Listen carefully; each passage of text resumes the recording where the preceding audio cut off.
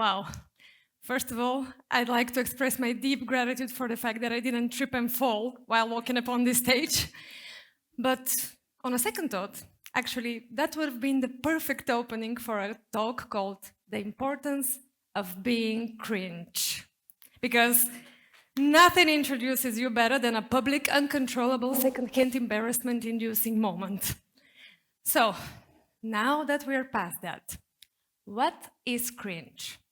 According to Merriam-Webster and Oxford dictionaries, to cringe means to recoil in distaste or to feel embarrassment or shame. But if we strip it down to its essence, cringe is the physical and emotional flinch we experience when we feel embarrassment, our own or someone else's. And we hear that word everywhere now, online, offline, constantly. Someone mispronounces a word, cringe. Someone dances like nobody's watching, cringe. Someone is way too passionate about something, definitely cringe. Cringe is what millennials and Gen Zers call second-hand embarrassment. That uncomfortable feeling we get when someone does something we would never dare to do publicly. And by all social standards, being labeled cringe is not a compliment. It means you should be ashamed. And if you're not ashamed, don't worry, I will feel it for you. Which is why most of us organize our lives around one central mission: avoid cringe at all costs. We learn very early in life that it's safer to be cool, ironic, nonchalant, emotionally composed. That's why we don't care too much. We show no real emotion. We don't try new things in public because all that is deemed embarrassing. In actuality, what really stops us isn't strangers. It's the small circle, friends, family, people who know us. We don't fear the crowd. We fear being misjudged by the people whose opinions matter most to us. That's why posting an idea online feels less scary than sharing it with friends. You just click on post and you don't have to deal with the viewer's reaction. And little by little, that fear teaches us to hold ourselves back. So we polish ourselves. We sterilize our interests. We shrink our excitement, not because we don't feel it, but because we're afraid of being seen feeling it. And somewhere along the way, we mix being composed up with being alive. And that's why the letting go of the idea and the need to be perfect is the foundation of embracing cringe, because perfection is not only impossible, it's sterile. A few years ago, when I started building my online presence, I made a very clear announcement. I publicly declared myself the queen of cringe. It happened by accident, but never mind, I rolled with it. It was in a series of clips where, while I was talking about something, I would randomly burst into a song or a dance number, or both. Sometimes I would make myself laugh so hard I couldn't even finish my sentence. And all that chaos was the furthest possible from what is now considered aesthetically pleasing, perfect social media presence.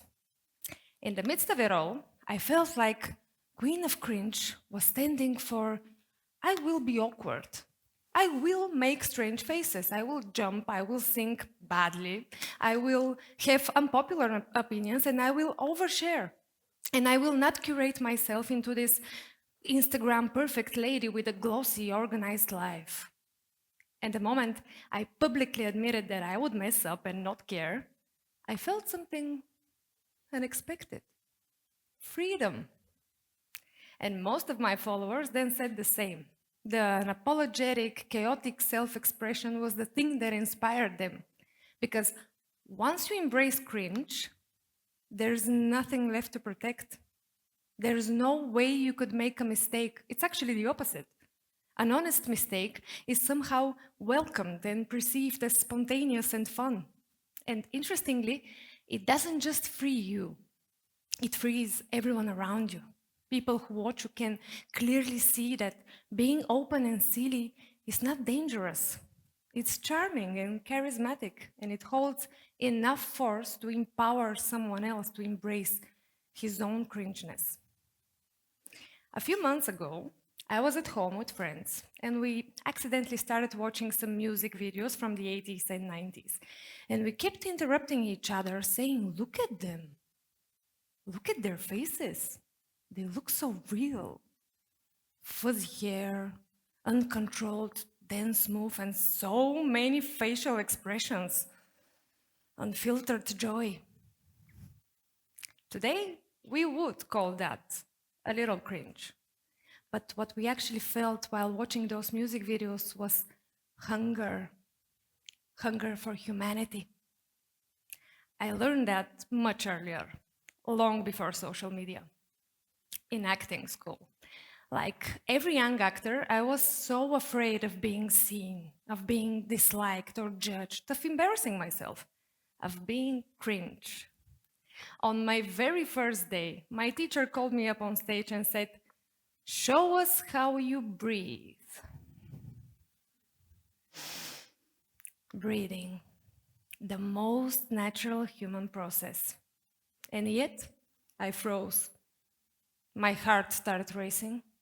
My palms were sweating. I looked around like a hunted animal, and somehow I forgot how to breathe. That was my introduction to stage fright and to social public shame. Later, I was given another task. Introduce yourself while singing. I couldn't sing. Every melody left my body. I forgot my name. I wasn't even sure I understood the task correctly. So I stood there, rocking awkwardly, making sounds I still actively try to forget. And when I finished, there was silence. The loud, merciless silence of an audience frying in pure second-hand embarrassment. I had reached the ultimate cringe. But there's the strange part. Nothing happened. No one remembered it, at least not for long. And I wasn't doomed. What I did gain was something else entirely: immunity. From this day on, stage fright lost its power over me because I had already seen the worst and it wasn't fatal. I remember I once had asked an experienced actress, "How do I overcome my stage anxiety?" And she had said, "Oh dear, there's only one way: through it. You're gonna have to embarrass the hell out of yourself to beat that one." And I did just that. Freedom came after cringe. Or so I thought. Many years later, I was invited to host a live TV talk show as a movie critic. It was a huge deal, national television. But live TV is far more different than theater or film. It's not staged. No character to portray, no director, no second takes, just me, live, in real time. So naturally, once again, I panicked a little. I felt the long-forgotten feeling of stage fright, and I immediately knew I'm gonna have to embarrass myself all over again. This time, publicly. I didn't want to do it, but I painfully knew it could happen at any moment, and it was surely coming. So one day, I was presenting the latest and most exciting news about cinema, something about Christmas and superheroes. I was so eager to be seen as a real, trustworthy film critic with a well-rounded opinion on cinema. So it came to me that I should make a joke. Because, you know, jokes make people like you. So I started referencing one of the most iconic Christmas movies of all time. In my head, it sounded perfectly. But by the time I had to say the title, I forgot it. I also forgot the leading actor's name. So my joke landed on me, frantically snapping my fingers in my co-host's face, mumbling something about Mel Gibson. No, Die Hard. No, that Christmas movie. That's not a Christmas movie. Come on, say it. You know it. Say it. My colleague didn't say it. He was stunned. And suddenly, I was aware that I'm making a fool of myself. That was it. So I embraced it, and I just said, well, I completely undermined my credibility as a film critic, didn't I? And we laughed it off. Was it painfully awkward? Yes, but only for me. No one else remembered it. The movie I was so desperate to name was Mission Impossible with Tom Cruise. How do you forget that? But it's safe to say, from this day on, I was never afraid of live TV ever again, because my ultimate cringe moment has passed. And with it, fear of being seen as imperfect has passed as well. It wasn't long ago when I stumbled upon a study by Alison Woodbrooks from Harvard Business School. She explored the difference between excitement and anxiety. Neurologically, they're almost identical. The only difference is interpretation.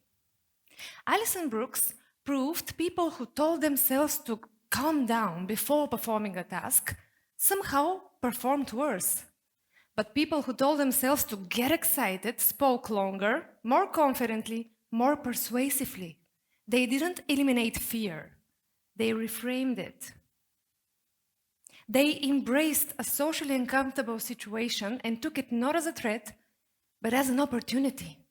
And cringe works the same way. Cringe is not giving us permission to get excited and to excite the people around us. By fearing cringe, we tend to blend with the crowd, to comply with trends and opinions. We try so hard to diminish whatever makes us stand out and to polish our signature traits. So we edit ourselves in real life. We dilute our opinions. We soften our laughter. What if someone misinterprets my action and deem me as awkward?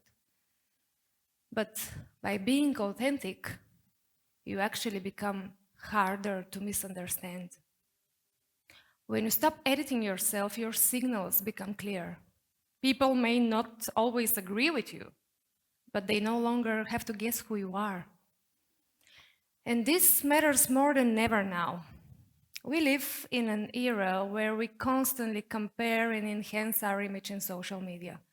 We try so hard, we perform this unattainable version of perfection, which in most cases seems robotic, artificial. Humans, however, are not perfect. And that's not a weakness. In this digital era, it's actually an advantage. Cringe culture is incredibly limiting. But when I say dare to be socially imperfect, I don't mean create deliberate chaos just for the sake of it. We don't need to force awkwardness. We don't need to be inappropriate. What we do need is to allow ourselves to try publicly, imperfectly, sing badly, post the idea, say the idea out loud, care openly, because everything you ever wanted is on the other side of cringe. Cringe is not the enemy. Indifference is. And if you ever feel embarrassed, remember, you're not failing.